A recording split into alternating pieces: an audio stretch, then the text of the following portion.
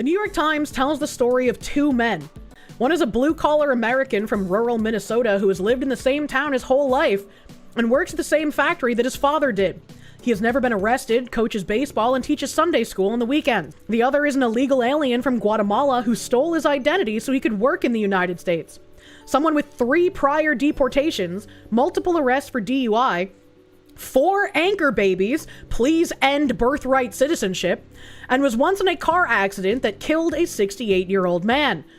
The American was forced to pay thousands of dollars in taxes to the IRS on behalf of the illegal alien using his name and social security number, which happens to millions of Americans every single year. But according to our left-wing media class, both of these men are victims and worthy of your sympathy. 2 men, 1 identity, they both paid the price. Thousands of undocumented workers rely on fraudulent social security numbers. One of them belonged to Dan Kluver. And it's crazy that this article even recognized that it's a fraudulent social security number, because this article is written in a way that does nothing but run defense for the illegal and tries to make it equivocal that him and the American citizen he defrauded are both sympathetic beings. These people are insane. Dan Kluver saw the police lights flashing in his rearview mirror late last year and eased his car onto the shoulder, thinking there had been some kind of mistake. He had spent 4 decades in rural Minnesota without ever getting into trouble. He prided himself on a life built around dependability and routine, working at the same factory where his father once did and spending his weekends coaching baseball and teaching Sunday school. He had never fired a gun or smoked a cigarette or missed a payment or been arrested.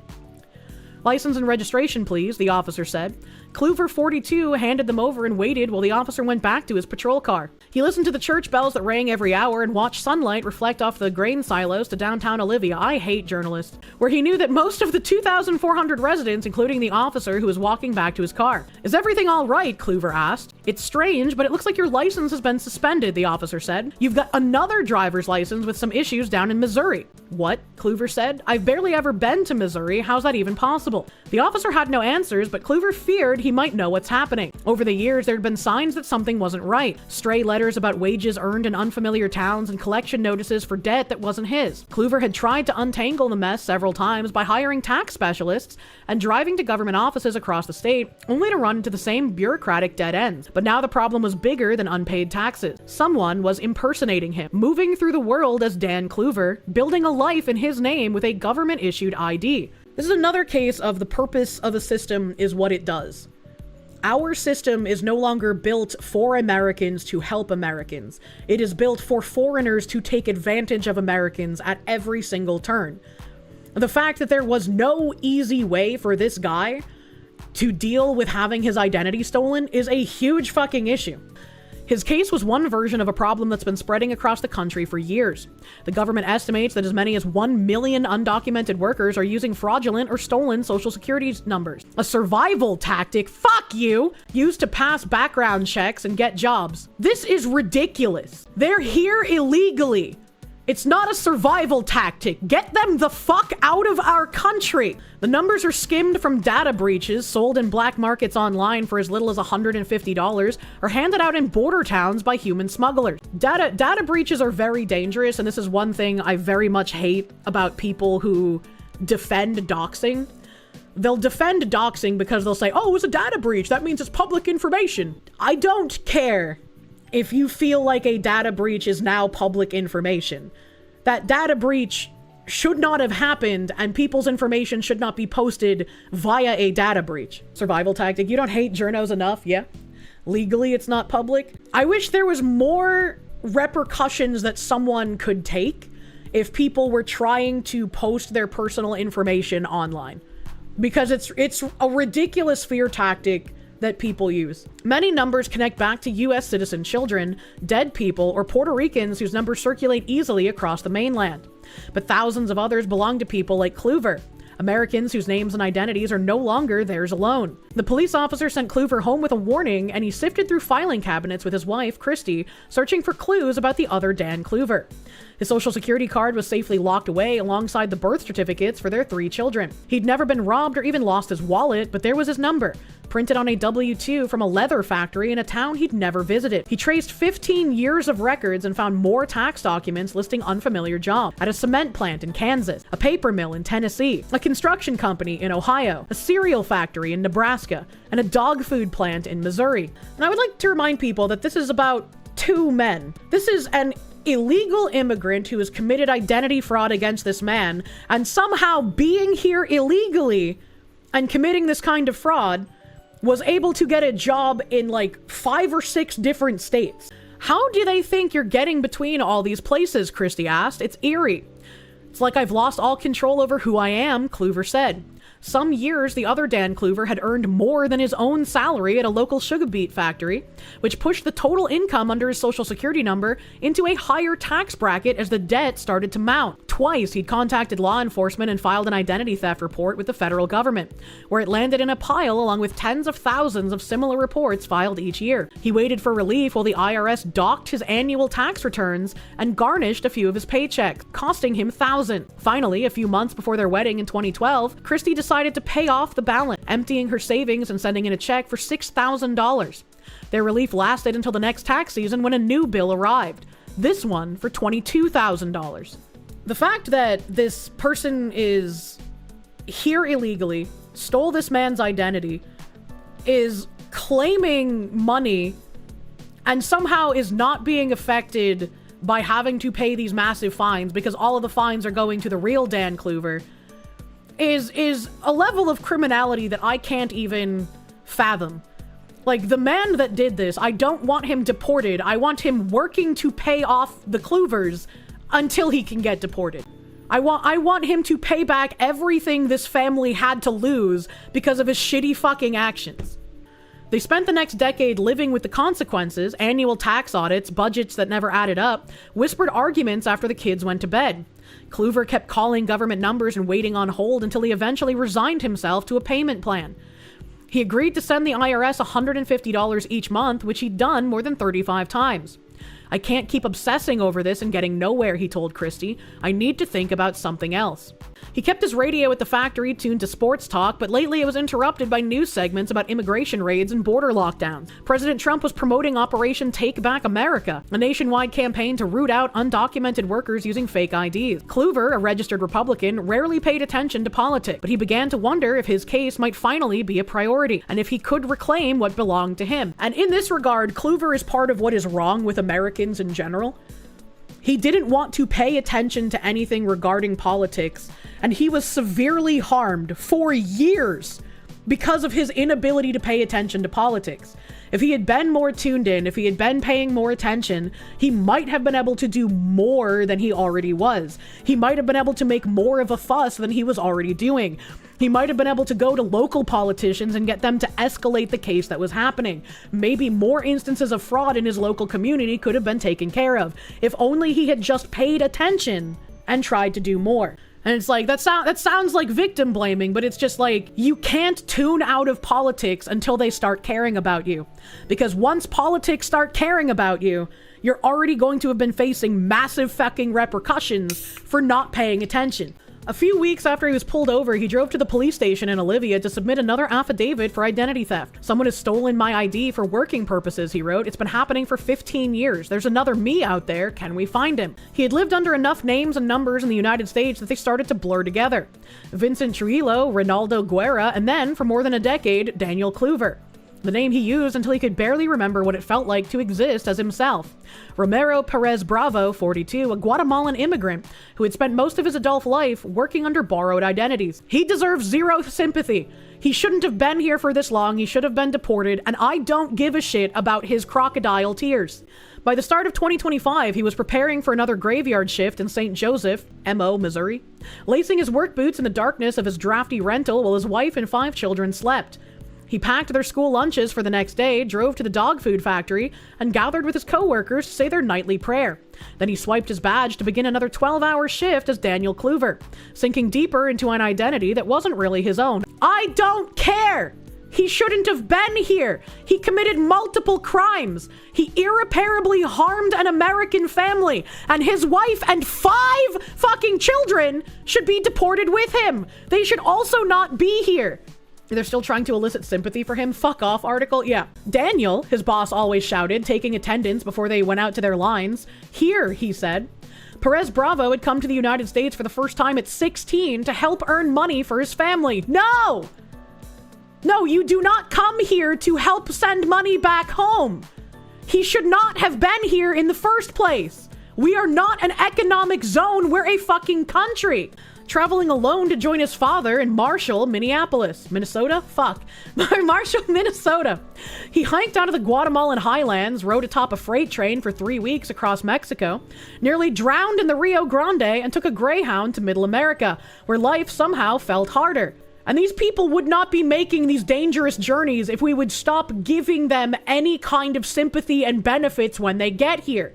He slept on a couch in his father's apartment and enrolled in high school despite speaking almost no English. So you're saying he took a spot from an American student in a high school, or he added to the overcrowded classrooms where there's not enough teachers to deal with the amount of children per classroom, and so each child gets less attention from the teacher, thus pushing down averages all around of what students are capable of. Understandable. Have a nice day. He shouldn't have been here. Then he began to look for a job, but no one would hire an underage worker without papers. Eventually, a turkey processing company offered him a position if he could provide an ID to satisfy the government-required I-9 form. If he could provide an ID. This turkey processing company should be looked into because whoever told him that likely told him how to be able to find someone who could help him commit identity fraud. A friend who worked at the factory introduced Perez Bravo to someone who sold sets of names. Wow! Wow, I'm so smart, chat! IDs and social security numbers for as little as $250. This man committed irreparable damage to an American family for as little as $250. Your identity, your entire life, the safety and security of your family, the safety of your paychecks to provide for yourself and your family, get sold for as little as $250 fucking dollars to these fucking criminals. Perez Bravo thought the documents looked flimsy and fake, but his friends assured him that at least half of the company's workers were using similar IDs. He needed a job and the turkey plant needed workers. Nobody looked too hard at his paperwork, and then soon he was making $7 an hour on the graveyard shift, cutting turkeys at night and going to school in the morning. I don't care. I don't care how much you're trying to say, look at how hard his wife was. He was a teenager and he was working and going to school at the same time. I don't care. He shouldn't have been here. He shouldn't have been doing these things. The people and the companies that allowed this to happen should also be held accountable. The first years were lonely and exhausting. Don't care. Go home. He started to drink, which led to a string of DUIs. I don't care. This was his choice. You wouldn't have sympathy for, like, some fucking white guy who had DUIs. Why are we having sympathy for this fucking guy? That doesn't make sense. I don't care what decisions led to you having DUIs, and I don't care what your skin color is as you acquire them. You don't do that. What the fuck are we reading? He's stealing money to buy alcohol. Yeah, another way to look at it is he stole someone else's identity, is using someone else's ID to now buy alcohol and rack up DUIs on someone else's identity that isn't even fucking his.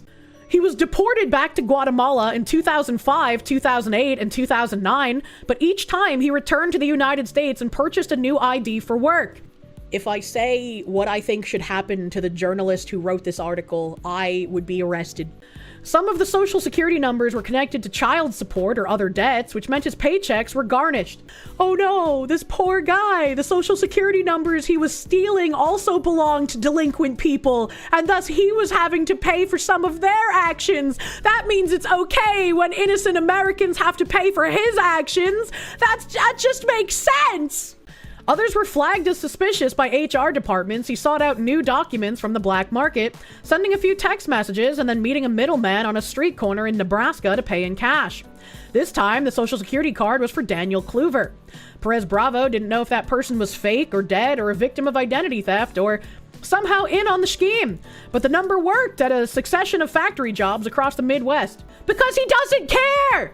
He doesn't care how many people he hurts or how many lives he affects because he's a selfish individual. He came into the country illegally under false pretenses as a crime. Why would you expect any different behavior from someone that does that?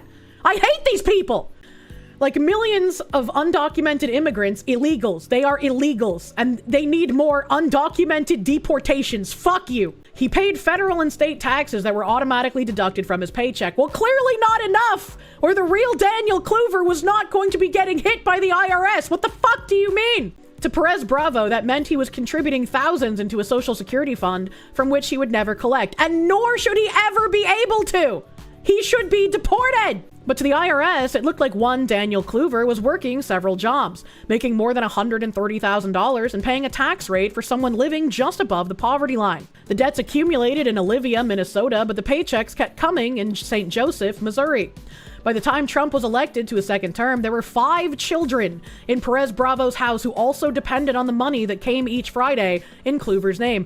So what you're saying is he didn't even bring 5 children here from Guatemala while he was stealing other people's identities, while he was racking up DUIs, while he was dealing with being deported and coming back because he's a disingenuous criminal fuck.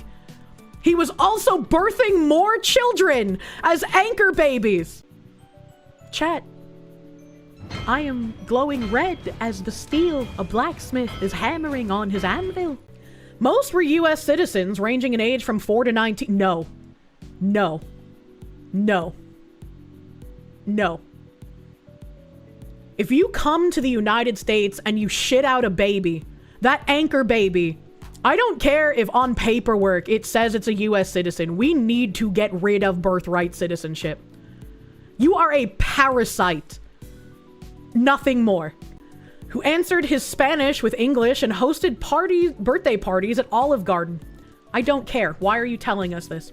Perez Bravo wanted to live and work under his own name, so he signed up for extra shifts and stacked overtime until he could afford to hire an immigration lawyer earlier this year. I hate immigration lawyers because all they do is try to keep more of these parasites here. If you came here illegally, you need to be deported. This man was deported 3 fucking times and came back. This is diametrically a person that should have 0 path to citizenship. And when his immigration lawyer brings him to an immigration hearing, ICE should gather up him, his wife, and his illegitimate children and kick them all the fuck out. He paid $4,000 up front only to learn that the pathways to citizenship were essentially closed under the Trump administration for someone with a history of DUIs and deportations, even if he'd stopped drinking and kept his record clean for the past 15 years. 15 years you shouldn't have fucking been here. I'm glad that the Trump administration actually did something to block pieces of shit like you. All I do is take care of my family and go to work, he told his lawyer. Is there no way to fix this? All you do is take care of your family and go to work. All you do, Mr. Stealing fucking identities, all you do. The situation right now is very complicated, the lawyer said.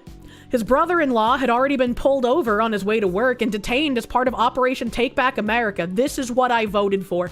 3 other Guatemalan families had disappeared from church. Good. The governor had ordered the local police to assist ICE in making arrests, and Missouri was turning some of its county jails into immigrant detention centers. I can only get so erect before you make me angry again. A group of far-right activists, fuck you. I hate journalists. In St. Joseph, it organized a tip line where people could report neighbors who they suspected were in the country illegally. Based group of people. That's not far right. That's Americans. That is just how everyone who is an American should fucking be. Why do you want to keep criminals here? Perez Bravo called them the hunters, and increasingly he felt like prey, living close to the ground.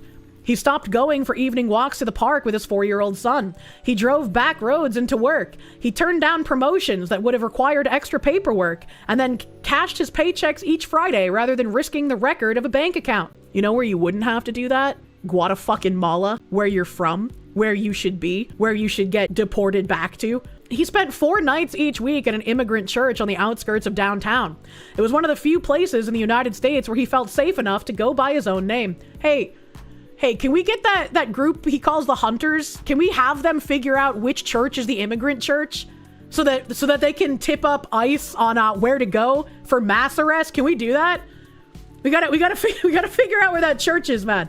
One of the pastors has started a text messaging group, and each day the congregation shared a new mix of prayers and precautions. Stay away from Walmart today, one person wrote. I heard about a raid. Lots of activity, someone else responded. Everybody okay. I'm home, Perez Bravo told the group, trying to survive. You're not home, and you won't be home until we kick you the fuck out back to Guatemala. That's where your home is. By now you've heard enough. Fuck his backstory. Get him out or make him work back the money he stole. He absolutely needs to pay restitutions to the Kluver family. Like, zero ifs, ands, or buts about it. I don't care how poor he is. I don't care what kind of raid to, like, flip over his mattresses and find where he's hiding the money needs to be done. That needs to be paid before he's deported. The case of Dan Kluver's stolen identity landed in the tiny Olivia Police Department, where it was assigned early this year to Officer Damon Coots, a rookie who had never investigated an identity theft or much else. He'd only recently accepted his first policing job in his wife's hometown, the self-proclaimed corn capital of the world. Some nights he was the only officer on duty, and he was expected to handle everything, from traffic infractions to farming disputes to complex investigations. So he asked Kluver for some paperwork and started digging. His online searches turned up dozens of results in Kluver's name in government databases. A string of addresses in St. Joseph, Missouri, car titles, work authorizations, and insurance forms. Within a few weeks, Coots had assembled a full binder of evidence, including a photo of a Missouri driver's license. Kluver studied an image of the ID, his own name printed alongside a photo of a stranger. Brown eyes, neat goatee, a friendly smile. The lightning is striking behind me, but I know I cannot say the words. I'm like the MMO goblin in me just wanted to fucking blurt it out. But you can't say to keep yourself safe anymore. Who is he? Kluver asked. That's what we're trying to figure out, Coots said. He passed the case along to the St. Joseph police, who brought in federal agents from the Department of Homeland Security. The detectives started to investigate, updating Kluver every few days as they traced the other Dan Kluver's routine, from his house to his church to his job at the dog food factory. They learned he was an undocumented immigrant from Guatemala. He worked 60 or 70 hours each week. He was living with a wife and several children and had already been deported 3 times. And then came a detail from a police report that Kluver couldn't shake. In the summer of 2022, the other Dan Kluver had been driving to work in St. Joseph when the serpentine belt broke in his car, causing him to lose control at a red light and collide with a grandfather and his 9-year-old granddaughter as they rode on a motorized tricycle.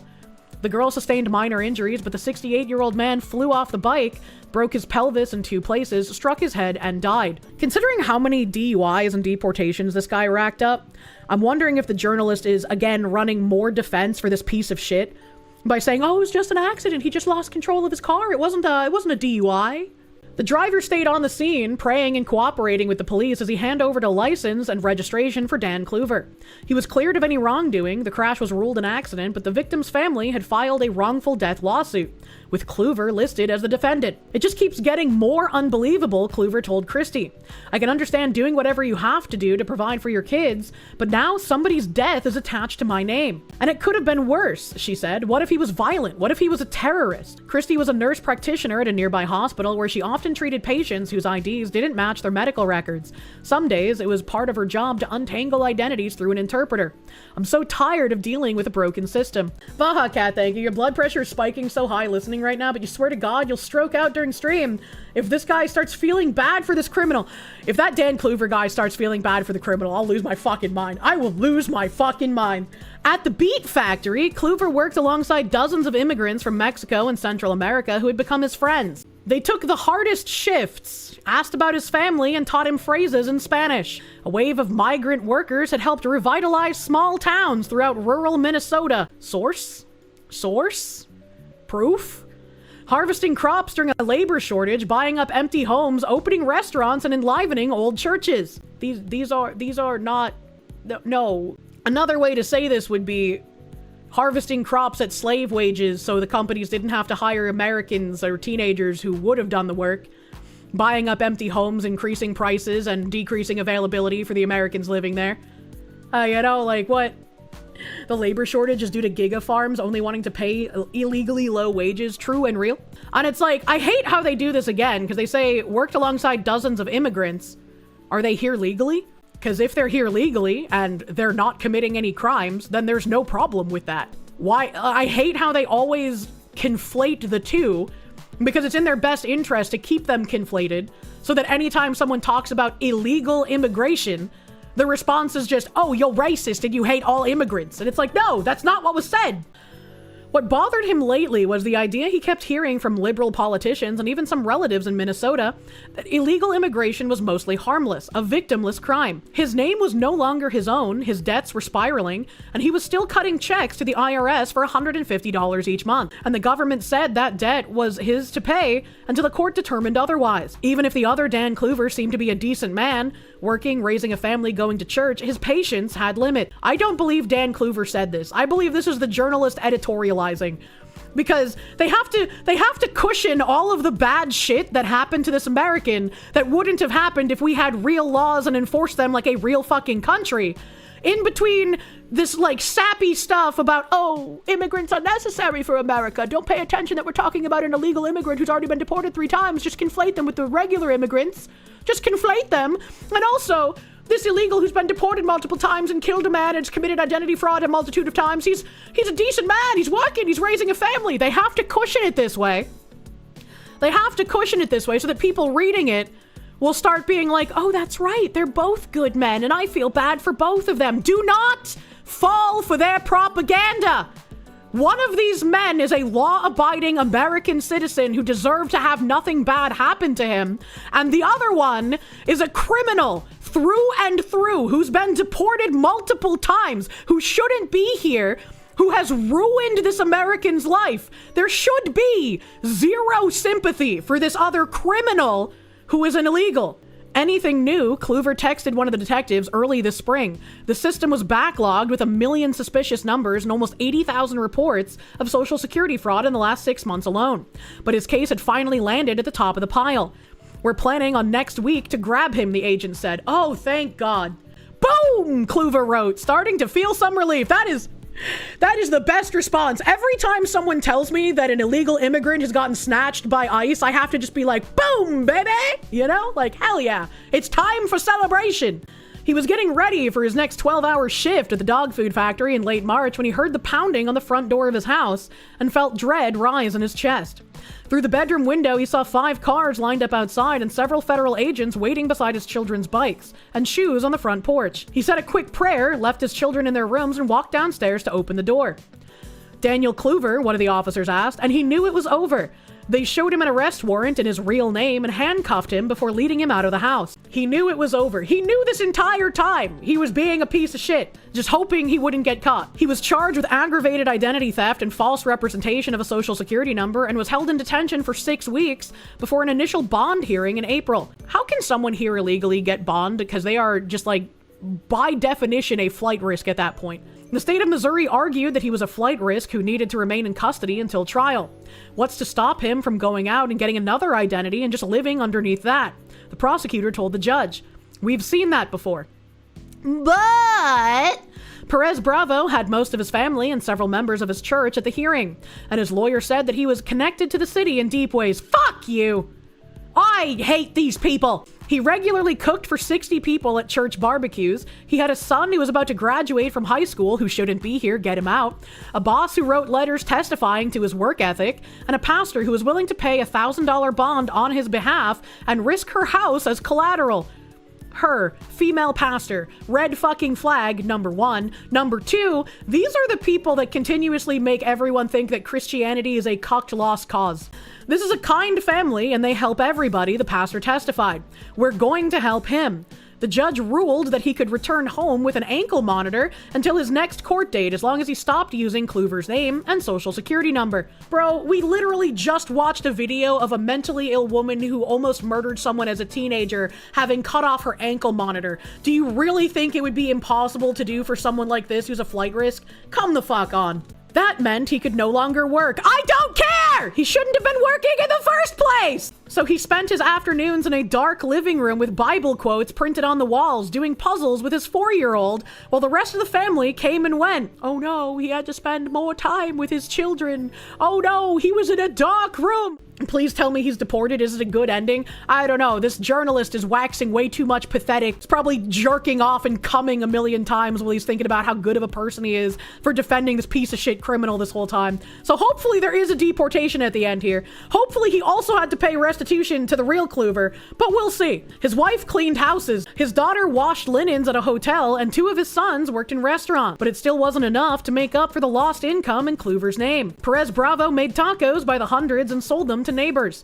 He sold his car and some of his lawn tools to cover rent, losing 25 pounds to stress as he disassembled his life one sale at a time. He should have just asked for a deportation. What the fuck do you mean? He didn't have to go through any of this. His lawyer had advised him that he was essentially out of options. She had managed to postpone his case until at least January 2026, but he faced a mandatory minimum sentence of 2 years in prison, followed by deportation to Guatemala. Thank fucking God. Also, restitution? What is the real Kluver gonna get? During the initial court hearings, Perez Bravo had listened to the prosecution talk about the other Dan Kluver, a loyal employee, a devoted father, a debtor sending monthly payments, a victim of a broken system. He sounds like me, a good worker, Perez Bravo told his wife one day last month.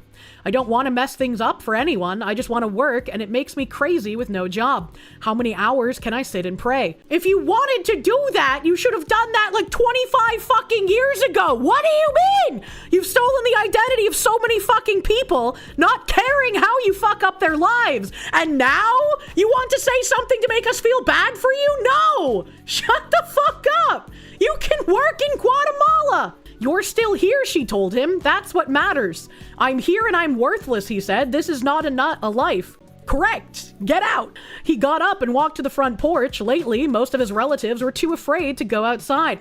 But Perez Bravo had already been arrested and he needed the air.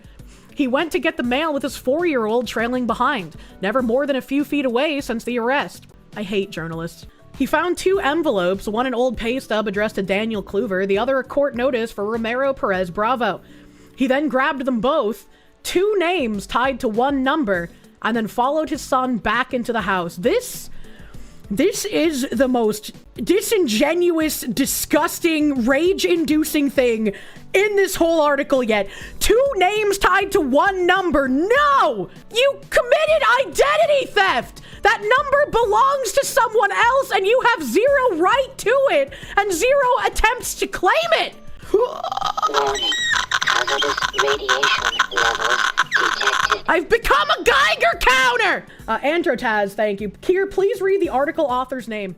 Eli Saslow and visuals by Gabriella Baskar. Eli Saslow, eh? I'm a reporter for the New York Times. I travel the country to write in-depth story about the impact of major national issues on people's lives. Focus on finding intimate human stories behind the most divisive issues of our time, from racism and poverty to addiction and mass shootings. Background. I've been a journalist for almost 20 years, writing for the Washington Post, ESPN, the magazine, before coming to the Times in 2023. Won a Pulitzer Prize for feature writing in 2023 and for explanatory reporting in 2014. That explains why he writes like he jerks himself off the whole time. I was also one of 3 Pulitzer finalists in feature writing in 2013, 2016, and 2017. Hey!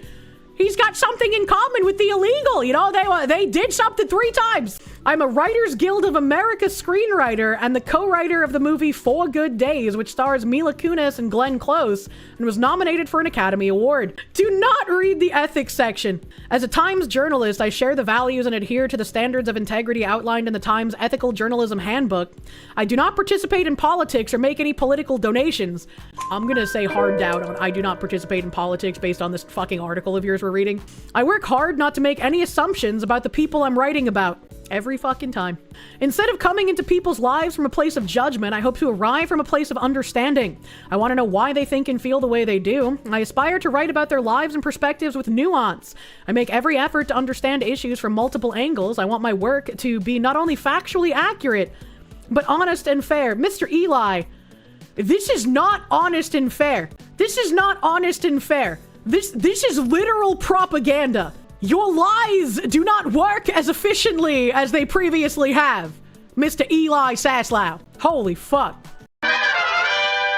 But in Stockton, California, numerous emergency crews are on scene of a major mass shooting at a birthday as multiple children have been shot with fatalities. At this time, numerous emergency crews and law enforcement agencies are on scene in Stockton, California to a major mass shooting. At least 19 people have been struck by gunfire, including children as young as 9 and 12, a 23-year-old, and several additional adults. Officials have confirmed at least 4 fatalities, though they caution that the death toll may climb as more information comes in. Multiple children are receiving CPR. The incident reportedly unfolded near a birthday party where families and children had gathered moments before the shooting began. Witnesses described scenes of chaos as people ran for cover, while first responders rushed to treat the wounded. The gunman remains on the run. This was last night, so I'm sure they probably caught him by now, hopefully. And authorities are actively searching the surrounding neighborhoods. Police are urging residents to avoid the area as this is still developing. I don't know what's in the video. God. Oh my god. Oh my god, oh my god, oh my god.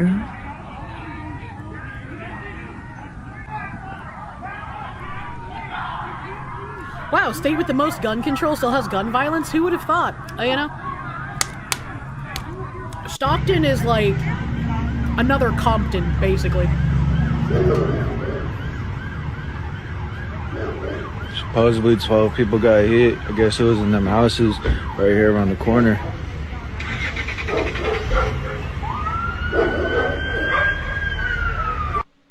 You're good to stand there, man. Just don't come down. Yes, sir. Yes, sir. Everybody okay? Oh, that officer's kind of cute. Here for her sleepers that we're going to transport. That'll be the end of the victims over here.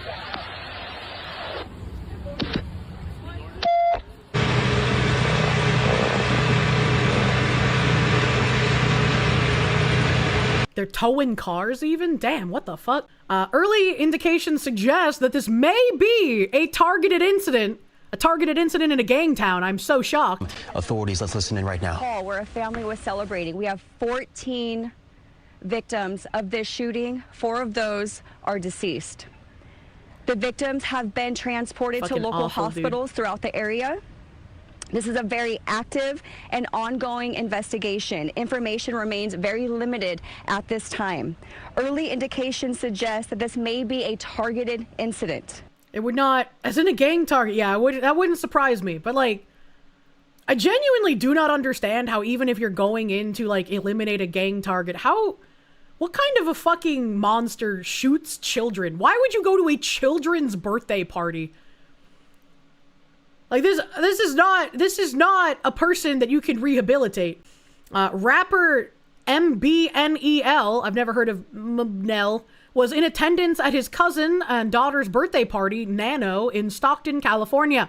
A mass shooting would take place, leaving 19 or more wounded and 4 deceased on arrival. This is allegedly stemming from an active warfare in Stockton, California. And then, 3 children among dead in mass shooting at Stockton area birthday party. Authorities on Sunday released the ages of 4 people fatally shot during a child's birthday party at a Stockton banquet hall, including 3 children under the age of 15. The San Joaquin County Sheriff's Office said the deceased victims were 8, 9, and 14 years old, along with a 21-year-old adult.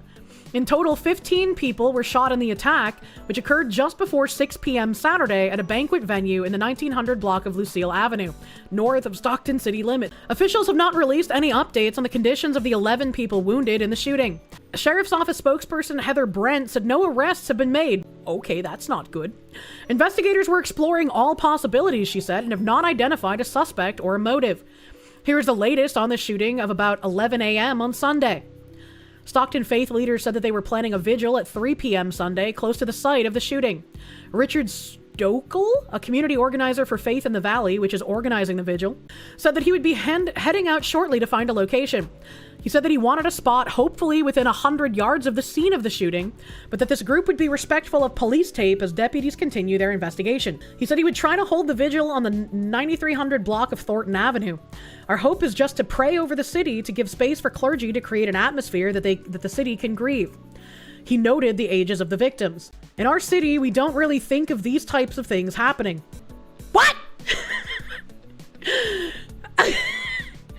You can't live in Stockton and say that. What did he mean by this? But people getting hit by gunfire, and mostly children, that's disgusting. It is, and it shouldn't happen.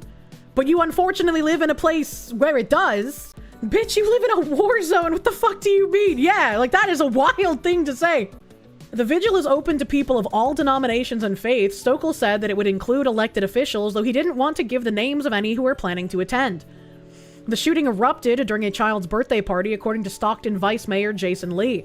The venue, known as the Monkey Space, is in a former children's theater near Thornton Plaza. The event had about 100 to 150 attendees, Brent said. Investigators do not yet know if the shooting began at the banquet hall, Brent said. The shooting occurred shortly before 6 p.m. Saturday.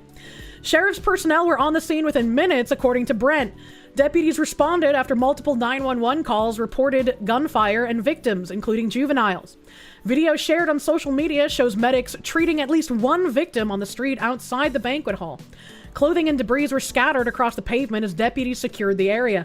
Early indications suggest this may be a targeted incident, the sheriff's office said. Authorities asked anyone with video information about the shooting to contact the San Joaquin County Sheriff's Office or Stockton Crime Stoppers at 209-946-0600. Shooting stirs memories of the 1989 school shooting.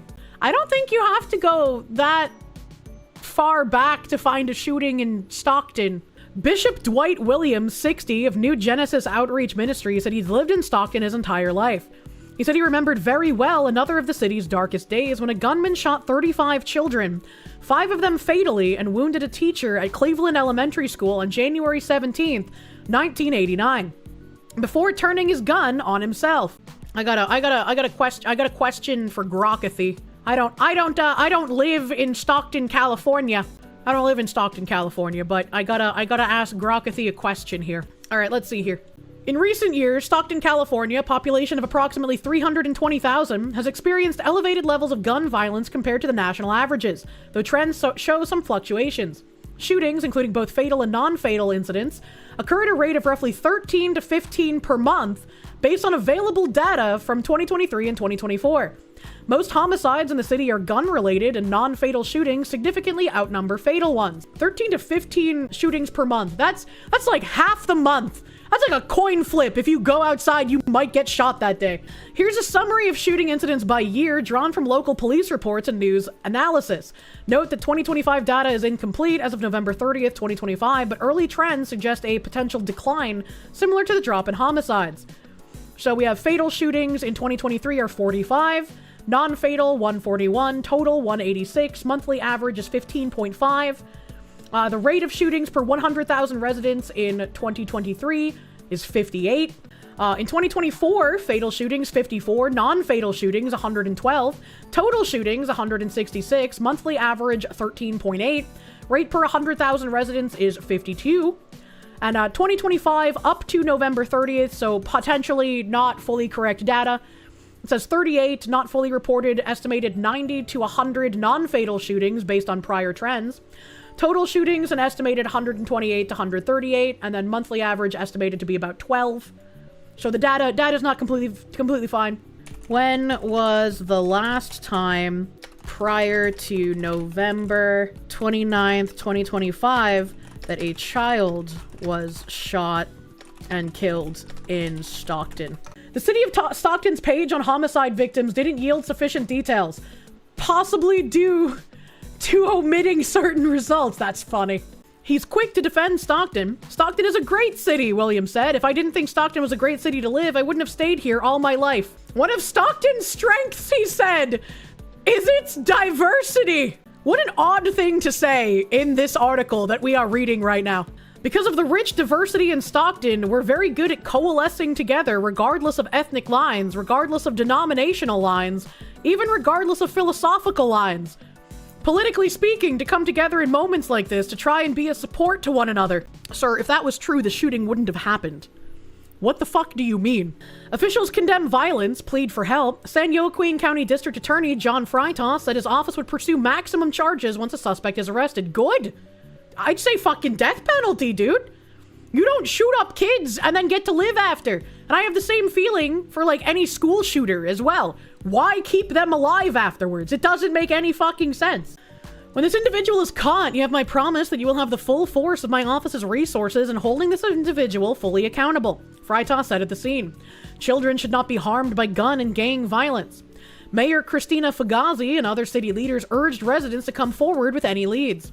The San Joaquin County Sheriff is leading the investigation, supported by other agencies including the Bureau of Alcohol, Tobacco, and Firearms and Explosives. Hello, ATF. Thornton Road between Wadman Avenue and Wagner Heights Road remains closed and businesses shuttered. I'm heartbroken by the violence and tragedy in Stockton and the senseless loss of life that has resulted from this. Assemblymember Rhodesia Ransom. That's a crazy fucking name. Imagine being named Rhodesia Ransom. That is insane. We live in a simulation. Who represents the area said in a statement, "My heart is with the families experiencing unimaginable pain and with those who have been injured." That is wild. That's crazy. I want to see if they have a suspect yet, because this was from this morning. Police search for shooter after 4 are killed, 3 children in California. Authorities in California appealed to the public for tips, even rumors, as they searched Sunday for a suspect in the killing of 3 children and an adult during a mass shooting at a birthday party. It's heartbreaking, said Heather Brent, a spokesperson for the San Joaquin County Sheriff's Office. She said investigators believe it was a targeted incident at a banquet hall where 100 or more people had gathered Saturday night. Brent said the deceased ages were 8, 9, 14, and 21. 11 people were also wounded. No one was in custody by Sunday afternoon. Which is also insane. Like, I want this person to be found and brought swiftly to justice, because like you've killed children, man. Like, what the fuck? If you have surveillance footage, if you're a local business, if you're in the area, live in the area, maybe you've heard rumors, please contact the sheriff's office. She said she could not release information about a motive or details about a suspect, noting that it might hinder the investigation. Finding the person or persons who committed this crime is the #1 priority.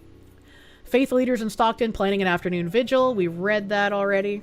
This was a birthday party for a young child. The fact that this happened is absolutely heartbreaking. District Attorney Ron Freitas urged the shooter to turn yourself in immediately. This is Thanksgiving weekend. This is when families come together, celebrate, share memories, give each other love, Mayor Christina Fugazi said Saturday night. Unfortunately, tonight, heaven is a little bigger with the individuals, children, and adults that unfortunately did not make it. Fugazi recalled a shooting several years ago in which 7 people were gunned down in the city. Even the mayor didn't have to reach back to like the 80s. What was that other article? Stockton is better than this. Families should be together instead of at the hospital standing next to their loved ones, praying that they survive. I agree. Absolutely agree.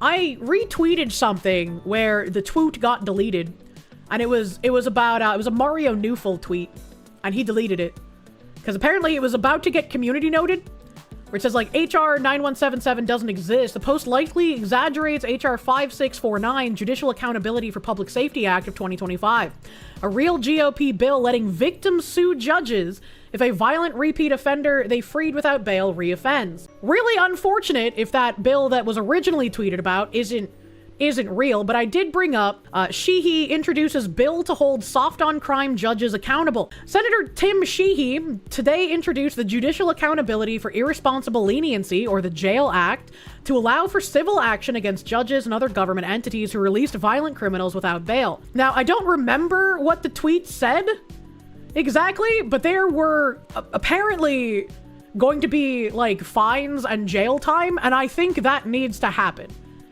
It should not just be a civil action penalty. There needs to be actual criminal penalties for the activist judges that do this. The most solemn duty of government is to protect its people, but too often radical judges in the far-left jurisdictions prioritize soft sentencing for criminals over common sense and public safety, allowing violent offenders to wreak havoc in our communities at the expense of innocent, law-abiding Americans. It's time to end the revolving door of the criminal justice system and hold accountable the government officials who refuse to uphold the law and keep American families safe, said Senator Sheehy. The bill follows the tragic murder of Irina Zarutska in Charlotte, North Carolina by DeCarlos Brown Jr., who had been released several times despite a lengthy criminal record.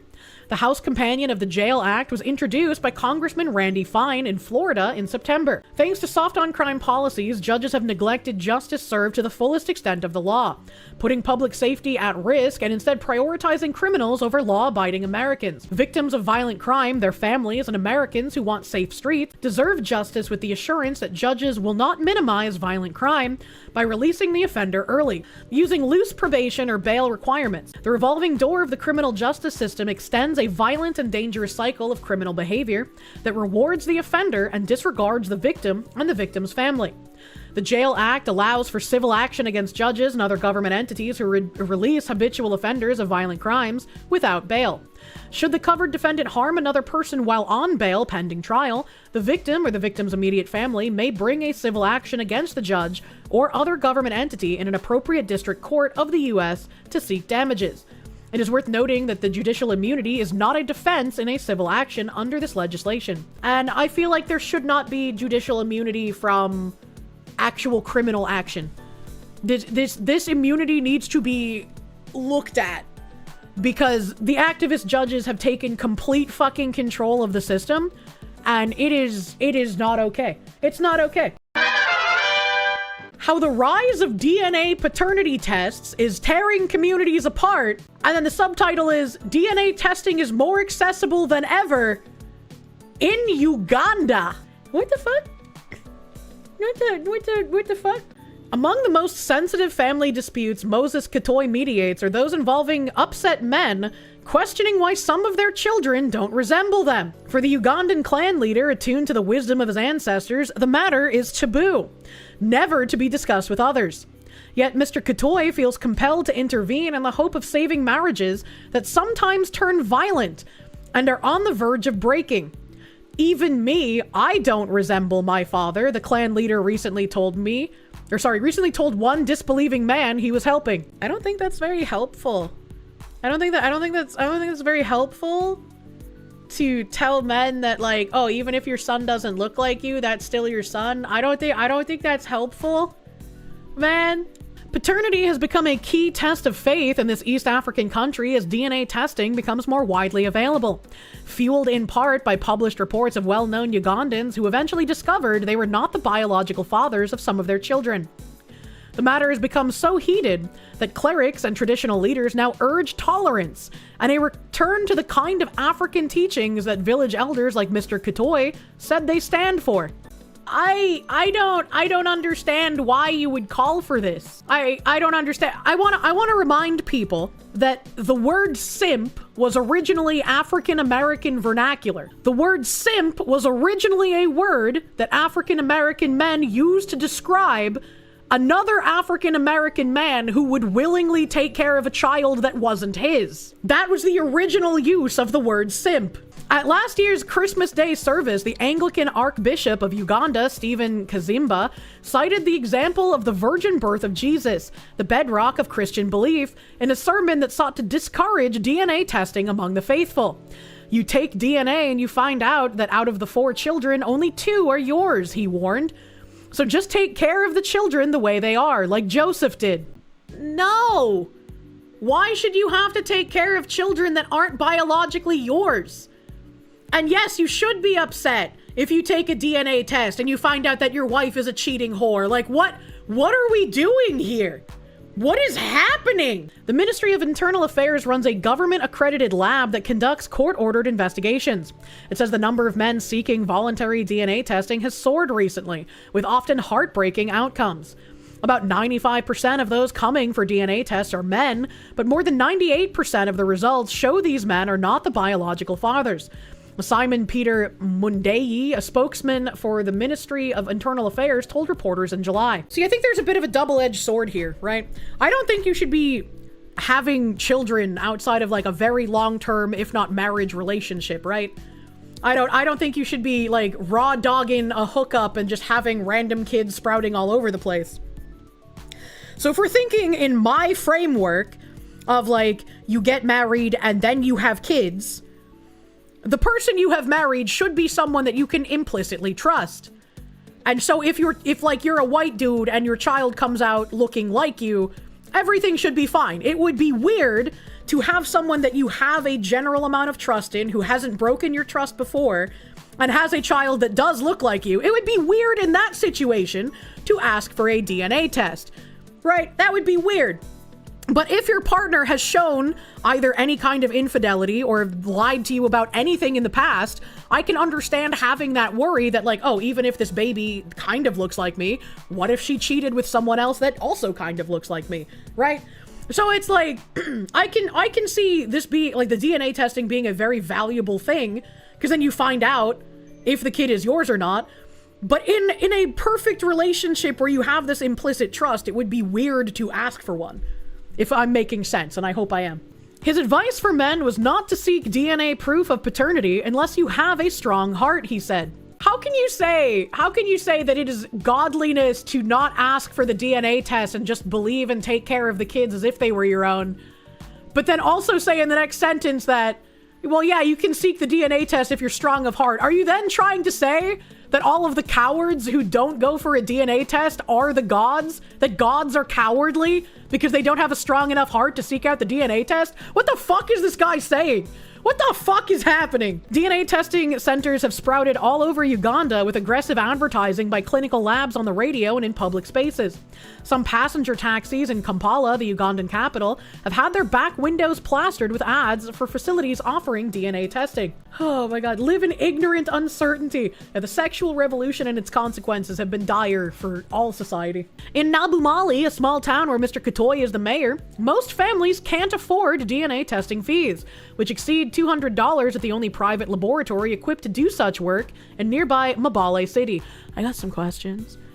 This article is talking about how DNA paternity testing is like tearing communities apart, and how it's been like bad for Uganda. How is it tearing communities apart if people also simultaneously can't afford them? Do you mean that it's exposing corruption in the political ruling elite, maybe? We're not talking about a wealthy nation, we're talking about Uganda. If the father abandons the wife and kids, they die or get enslaved. Sucks to get cucked, but you can't just kill a kid because his mom was a boss. Toast engineer, thank you. But also, I disagree. Like, the person who fathered the children should be the one to be caring for them.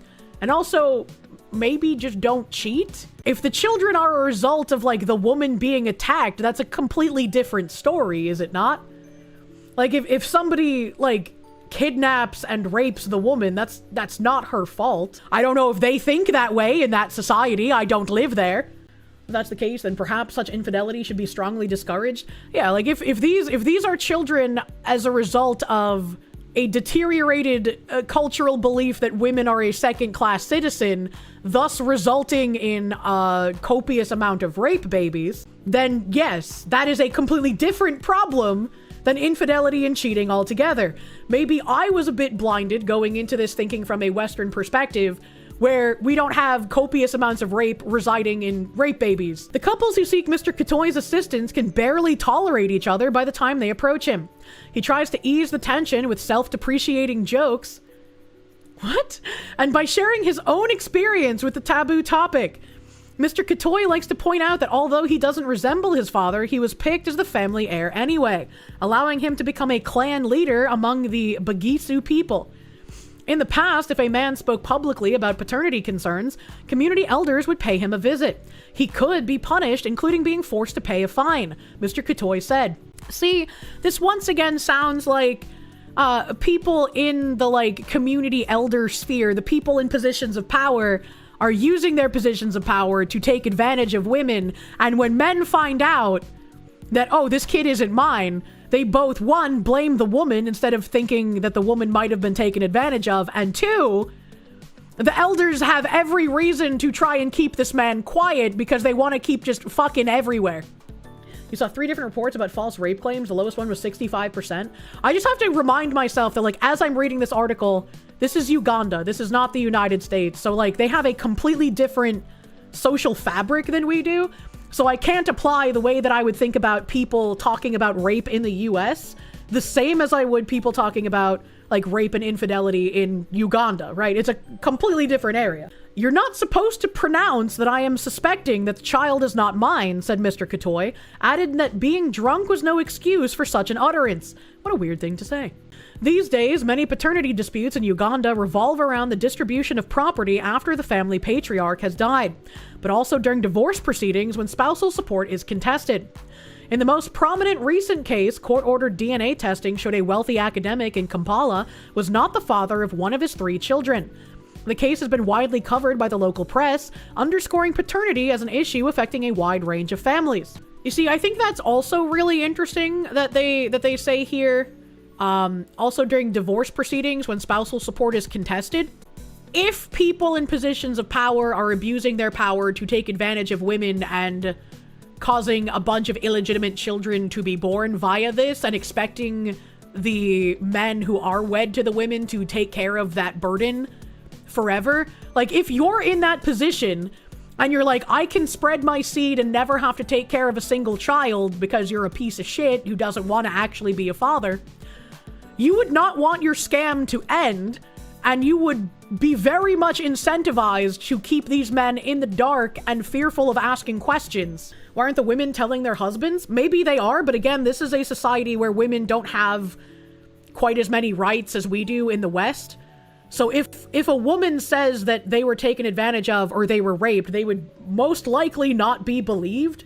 The Reverend Robert Wansala, vicar of a small Anglican parish in the Eastern District of Mbale, spoke about the array of paternity disagreements he has encountered. He recalled a woman who had her late husband's son's DNA tested before he could be considered an estate beneficiary. 2 men who tussled over a child each believed to be his, and a man who told his grown son he wanted a DNA test for not behaving like a family member. The man said to his son, "This character is not in my family," Reverend Wansala said, recalling an incident from 2023. The son responded forcefully, winning the approval of his community by telling his father that he would agree to a test on the condition that you invite my dead mother. The heck? Reverend Wansala echoed the advice of Archbishop Kazimba, saying he always tells doubting men to leave the matter to God. When they come, in whichever way they come, children are children, he said. A child that is born in the home that is your child, even in African tradition, that is how it is. The men who seek DNA testing without thinking of the consequences are wasting their time, Mr. Katoy said. See, again, this is a really weird way to phrase it. And the more these people talk, the more it sounds like they might be using their positions for nefarious purposes and not wanting their racket to end. The priest has more children. This reeks of a cover-up. It feels that way.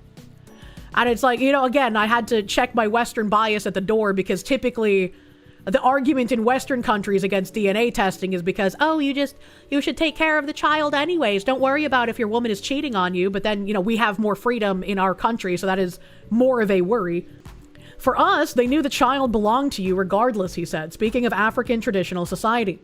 Disowning children was unheard of, although some men were known to discreetly take measures, like offering the disputed son a land inheritance far removed from the ancestral compound in which the heir would be installed, Mr. Katoy said. Other religious leaders have organized counseling sessions. Andrew Mutengu, pastor of Word of Faith Ministries in Mbale, said paternity is a recurring subject in many disputes he mediates among his 800 congregation members. In October, he helped the wife of a rich businessman whose young daughter was claimed by a former boyfriend, a local barber. This seems like an entire society that has the mentality of my mother. He, the barber, goes around bragging that I am the father, he said of the barber. It was actually causing issues because the woman is in a home with another man who is actually the known husband. Mr. Mutengu said he believes more men in his community would seek DNA testing if it were cheaper, no matter faith leaders' appeals. Even Mr. Katoy sounded doubtful when his 29-year-old son crossed the compound one recent afternoon at their home in Nabumali. The son is of a light skin and taller than his father, who used the opportunity to tell him a joke. "You saw this tall boy, that is my son," he said. "When you looked at him, did he look like me?" Okay, that's kind of retarded. Like, you could have a child that's taller or shorter than you. That's kind of retarded. The more you learn about my upbringing, the more you're glad that I'm in a better spot now. You're glad I made it out of all that. I'm a tough cookie. I try best. I try best.